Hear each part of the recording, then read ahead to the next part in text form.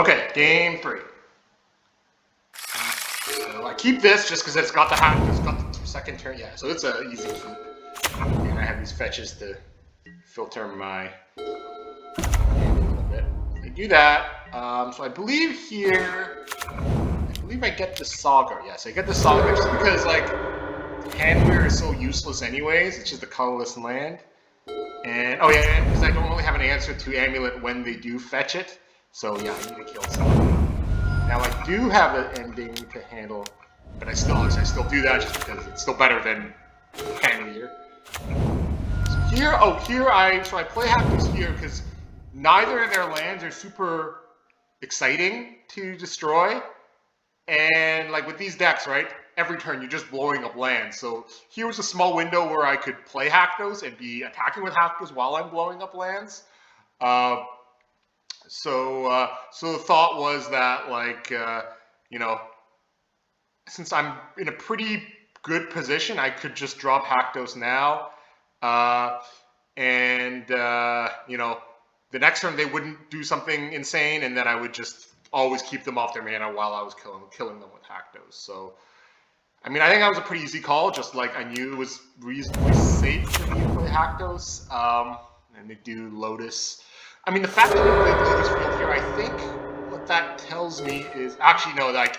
Yeah, I mean, in this case, I mean, it's good to know in the future, I guess. Because in this case, had I destroyed a land, they would not have played Dryad. They would have not been able to play Lotus Field. So that's something to keep in mind. I mean, yeah, I mean, depends on how common Lotus Field is. I probably should just be destroying lands if there's any chance they have Lotus Field in their deck. Clearly, I didn't think that. So yeah, they did get this indestructible 3-mana land in, which is not ideal, but I do have a Haktos that's attacking, and I still have land destruction in hand to handle them. So yeah, so again, maybe a 50-50 call, but that was kind of my reasoning for playing Haktos there.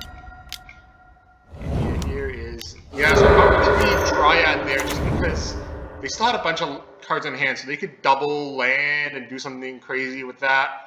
And I had the mana to do that and a boom, and I couldn't touch Lotus Field anyways, so yeah. So here I'm in a pretty good spot, because I know, like, the only thing I'm worried about is if they have an aftermath. Yeah. And, yeah, because with 4 mana, what can they do? They can't really do much. They do Green Sun Zenith, Mana Tide. So actually, like, if they had paid, if they had cast that for 3 for an Aftermath Analyst, I would not have been able to Mana Tide that, and then Haktos would have died.